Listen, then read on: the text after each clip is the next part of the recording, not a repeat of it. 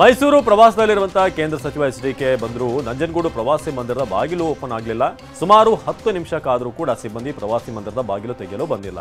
ಹೀಗಾಗಿ ಎಚ್.ಡಿ.ಕೆ ವಾಪಸ್ಸಾಗಿದ್ದಾರೆ. ಈ ಬಗ್ಗೆ ಮಾಜಿ ಸಚಿವ ಸಾರಾ ಮಹೇಶ್ ಅಸಮಾಧಾನ ವ್ಯಕ್ತಪಡಿಸಿದ್ದಾರೆ. ಸರ್ಕಾರಿ ಅತಿಥಿ ಗೃಹ ತೆಗೆಯದ ವಿಚಾರಕ್ಕೆ ಎಚ್.ಡಿ.ಕೆ ಕೆಂಡಾಮಂಡಲರಾಗಿದ್ದಾರೆ. ನಮಗೆ ಪರಿಸ್ಥಿತಿ ಆದರೆ ಜನಸಾಮಾನ್ಯರ ಪರಿಸ್ಥಿತಿ ಏನು ಅಂತ ಪ್ರಶ್ನೆ ಮಾಡಿದ್ದಾರೆ. ನನ್ನ ಜನರ ನಡುವೆ ಆತ್ಮೀಯತೆ ದೂರ ಮಾಡಲು ಸಾಧ್ಯವಿಲ್ಲ. ಸರ್ಕಾರ ಬರುತ್ತೆ ಹೋಗುತ್ತೆ, ಅಧಿಕಾರಿಗಳು ತಮ್ಮ ಕೆಲಸ ಮಾಡಿ. ಇದೊಂದು ಸಣ್ಣ ವಿಚಾರ, ದೊಡ್ಡದು ಮಾಡಲ್ಲ. ಆದರೆ ಪ್ರಜಾಪ್ರಭುತ್ವ ವ್ಯವಸ್ಥೆಯಲ್ಲಿ ಶಿಷ್ಟಾಚಾರ ಪಾಲನೆ ಆಗಬೇಕು ಅಂತ ಹೇಳಿದರು. ರೇಣುಕಾಸ್ವಾಮಿ ಕೊಲೆ ಕೇಸ್ನಲ್ಲಿ ಜೈಲಿನಲ್ಲಿರುವಂತಹ ದರ್ಶನ್ ಭೇಟಿಯಾಗಿದ್ದೇನೆಂದು ಸನ್ನಡತೆ ಮೇಲೆ ಬಿಡುಗಡೆಯಾಗಿದ್ದ ಸಿದ್ದಾರೂಢ ಸುಳ್ಳು ಕತೆ ಕಟ್ಟಿದ್ದ ಅನ್ನೋ ಅನುಮಾನ ಶುರುವಾಗಿದೆ. ದರ್ಶನ್ ಭೇಟಿ ಮಾಡಿಸಲೇ ಇಲ್ಲವೆಂದು ಕಾರಾಗೃಹ ಇಲಾಖೆಗೆ ಜೈಲಾಧಿಕಾರಿಗಳು ವರದಿ ನೀಡಿದ್ದಾರೆ. ದರ್ಶನ್ ಭದ್ರತಾ ಸೆಲ್ನಲ್ಲಿದ್ದು ಯಾರಿಗೂ ಅವಕಾಶ ಕೊಡಲಿಲ್ಲ ಅಂತ ಹೇಳಿದ್ದಾರೆ.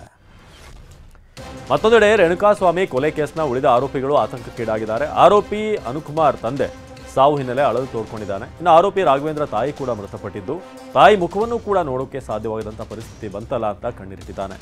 ಏನೋ ಮಾಡೋಕೆ ಹೋಗಿ ನಾವು ಕುಟುಂಬ ಕಳೆದುಕೊಂಡು ಅಂತ ಹೇಳಿದರು. ರೇಣುಕಾಸ್ವಾಮಿ ಕೊಲೆ ಪ್ರಕರಣದ ದರ್ಶನ್ ಆಪ್ತ A14 ಪ್ರದೋಷ್ ಅಜ್ಜಿ ವಯೋಸಹಜ ಅನಾರೋಗ್ಯದಿಂದ ಸಾವನ್ನಪ್ಪಿದ್ದಾರೆ. ಬೆಂಗಳೂರಿನ ಚಾಮರಾಜಪೇಟೆಯಲ್ಲಿರುವಂತಹ ನಿವಾಸದಲ್ಲಿ ಮೃತಪಟ್ಟಿದ್ದಾರೆ.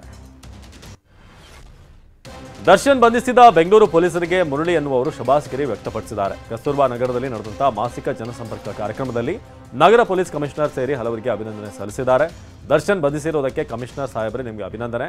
ಜನರು ದುಡ್ಡಿರೋನು ತಪ್ಪಿಸ್ಕೊಳ್ತಾನೆ ಅನ್ನೋ ಒಂದು ಭ್ರಮೆಯಲ್ಲಿದ್ರು ಅಥವಾ ಯೋಚನೆಯಲ್ಲಿದ್ರು, ಸುಳ್ಳು ಮಾಡಿದಂಥ ನಿಮಗೆ ಅದನ್ನು ಅಭಿನಂದನೆ ಸಲ್ಲಿಸ್ತಾ ಇದ್ದೀವಿ ಅಂತ ಹೇಳಿದ್ದಾರೆ. ಕೃಷ್ಣಾ ನದಿ ಪ್ರವಾಹ ಭೀಕರತೆಯನ್ನು ಡ್ರೋನ್ ದೃಶ್ಯ ಬಿಚ್ಚಿಡ್ತಾ ಇದೆ. ಸಾವಿರಾರು ಹೆಕ್ಟೇರ್ ಪ್ರದೇಶದಲ್ಲಿ ಬೆಳೆದಂಥ ಕಬ್ಬು ಜಲಾವೃತವಾಗಿದೆ. ಇನ್ನು ಬೆಳಗಾವಿ ಜಿಲ್ಲೆಯ ಚಿಕ್ಕೋಡಿ ತಾಲೂಕಿನ ಮಾಂಜರಿ ಯಡೂರಿನಲ್ಲಿ ಹಾನಿ ಉಂಟಾಗಿದೆ. ಬಾವನಸೌದತ್ತಿ ಭಾಗದಲ್ಲಿ ಪ್ರವಾಹದಿಂದ ಅಪಾರ ಹಾನಿ ಉಂಟಾಗಿದೆ. ಯಡೂರು ಅಂಕಲಿ ಗ್ರಾಮಗಳಿಗೆ ಪ್ರವಾಹದ ನೀರು ನುಗ್ಗಿದೆ.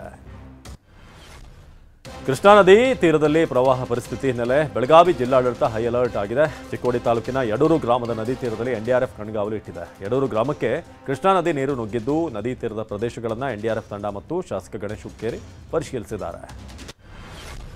ಅಪಾಯದ ಮಟ್ಟ ಮೀರಿ ಕಾವೇರಿ ನದಿ ಹರಿತಾ ಇದ್ದು, ನದಿ ಪಾತ್ರದಲ್ಲಿ ಪ್ರವಾಹ ಭೀತಿ ಎದುರಾಗಿದೆ. ಮಂಡ್ಯ ಜಿಲ್ಲೆ ಶ್ರೀರಂಗಪಟ್ಟಣದಲ್ಲಿರುವಂತಹ ರಾಮಕೃಷ್ಣ ವಿವೇಕಾನಂದ ಆಶ್ರಮ ಸಂಪೂರ್ಣ ಮುಳುಗಡೆ ಆಗಿದೆ. ಆಶ್ರಮದ ಒಳಗೆ ಜನರು ಹೋಗಿದ ಪರಿಸ್ಥಿತಿ ನಿರ್ಮಾಣವಾಗಿದೆ. ನೀರಿನಲ್ಲಿ ತೆಂಗಿನ ಮರಗಳು ಮುಳುಗಡೆ ಆಗಿವೆ. ಬೆಳಗಾವಿ ಜಿಲ್ಲೆ ಚಿಕ್ಕೋಡಿ ತಾಲೂಕಿನ ಯಡೂರು ಗ್ರಾಮದ ಸುಕ್ಷೇತ್ರ ವೀರಭದ್ರ ದೇವಸ್ಥಾನ ಜಲಾವೃತವಾಗಿದೆ.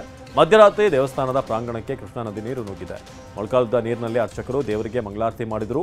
ದೂರದಿಂದಲೇ ಭಕ್ತರು ವೀರಭದ್ರನ ದರ್ಶನ ಪಡೆದರು. ಧಾರಾಕಾರ ಮಳೆಯಿಂದಾಗಿ ಕೃಷ್ಣಾ ನದಿ ಉಕ್ಕಿ ಹರಿತಿದೆ. ರೈತರು ನಿರ್ಮಿಸಿದ್ದ ಬಾಗಲಕೋಟೆ ಜಿಲ್ಲೆಯ ಚಿಕ್ಕಪಡಸಲಗಿ ಬಳಿಯ ಶ್ರಮಬಿಂದು ಸಾಗರ ಬ್ಯಾರೇಜ್ ಮುಳುಗಡೆಯಾಗಿದೆ. ಇನ್ನು ಚಿಕ್ಕಪಡಸಲಗಿ ಸೇತುವೆ ಮುಳುಗಡೆಗೆ 5-6 ಅಡಿ ಮಾತ್ರ ಬಾಕಿ ಇದೆ. ಸೇತುವೆ ಮುಳುಗಿದ್ರೆ ಜಮಖಂಡಿ ವಿಜಯಪುರ ಸಂಪರ್ಕ ಬಂದ್ ಆಗಲಿದೆ. ತುಂಗಭದ್ರಾ ನದಿಗೆ ದಿನದಿಂದ ದಿನಕ್ಕೆ ನೀರಿನ ಮಟ್ಟ ಹೆಚ್ಚಾಗ್ತಿದ್ದು, ದಾವಣಗೆರೆ ಜಿಲ್ಲೆ ಹರಿಹರ ತಾಲೂಕಿನ ಕೆಲವೆಡೆ ಪ್ರವಾಹ ಭೀತಿ ಶುರುವಾಗಿದೆ. ಉಕ್ಕಡಗಾತಿ ಗ್ರಾಮದಲ್ಲಿ ಭತ್ತ, ಅಡಿಕೆ ತೋಟ ಸೇರಿ ವಿವಿಧ ಬೆಳೆಗಳು ಮುಳುಗಡೆಯಾಗಿವೆ. ದಾವಣಗೆರೆ ಜಿಲ್ಲೆಯ ನ್ಯಾಮತಿ, ಹೊನ್ನಾಳಿ ಮತ್ತು ಹರಿಹರ ತಾಲೂಕುಗಳ ನದಿ ಪಾತ್ರದ ಗ್ರಾಮಗಳಿಗೆ ಪ್ರವಾಹದ ಭೀತಿ ಎದುರಾಗಿದೆ.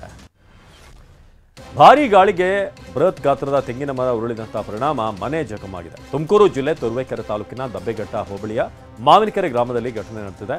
ನಿಂಗಮ್ಮ ಎನ್ನುವರ ಮನೆ ಜಖಂಗೊಂಡಿದ್ದು, ಸದ್ಯ ಪ್ರಾಣಹಾನಿ ಸಂಭವಿಸಿಲ್ಲ. ಹಳೆ ತೆಂಗಿನ ಮರಗಳನ್ನು ತೆರವುಗೊಳಿಸುವಂತೆ ಗ್ರಾಮಸ್ಥರು ಒತ್ತಾಯಿಸಿದ್ದಾರೆ. ತುಂಗಭದ್ರಾ ನದಿಗೆ ಹೆಚ್ಚುವರಿ ನೀರು ಬಿಡುಗಡೆ ಹಿನ್ನೆಲೆ ರಾಯಚೂರು ಜಿಲ್ಲೆಯ ಎಲೆಬಿಚಾಲಿಯಲ್ಲಿರುವಂತಹ ರಾಯರ ಜಪದ ಕಟ್ಟೆ ಜಲಾವೃತವಾಗಿದೆ. ಮಂತ್ರಾಲಯದಿಂದ 30 ಕಿಲೋಮೀಟರ್ ದೂರದಲ್ಲಿರುವಂತಹ ಎಲೆಬಿಚಾಲಿ ಗ್ರಾಮದಲ್ಲಿ ರಾಯರು 13 ವರ್ಷ ತಪಸ್ಸು ಮಾಡಿದ್ರು ಅನ್ನೋ ಪ್ರತೀತಿ ಇದೆ. ಘಟಪ್ರಭಾ ನದಿಯ ಆರ್ಭಟಕ್ಕೆ ಬೆಳಗಾವಿ ಜಿಲ್ಲೆಯ ಗೋಕಾಕ್ ನಗರದ ಜನ ಬೆಚ್ಚಿ ಬಿದ್ದಿದ್ದಾರೆ. ಕುಂಬಾರಗಲ್ಲಿಯ ಕೆಲವು ಮನೆಗಳಿಗೆ ನದಿ ನೀರು ನುಗ್ಗಿದೆ. ಬ್ಯಾಳಿ ಖಾಟಾದಲ್ಲೂ ಕೂಡ 20ಕ್ಕೂ ಅಧಿಕ ಅಂಗಡಿಗಳು ಜಲಾವೃತವಾಗಿವೆ. ಕಟ್ಟಿಗೆ ಅಡ್ಡ, ಗ್ಯಾರೇಜ್, ಚುರುಮುರಿ ಬಟ್ಟಿ, ಸಿಮೆಂಟ್ ಶಾಪ್ ಸೇರಿ ಎಲ್ಲವೂ ಕೂಡ ಮುಳುಗಡೆಯಾಗಿದ್ದು, ಜನರು ಆತಂಕದಲ್ಲಿದ್ದಾರೆ.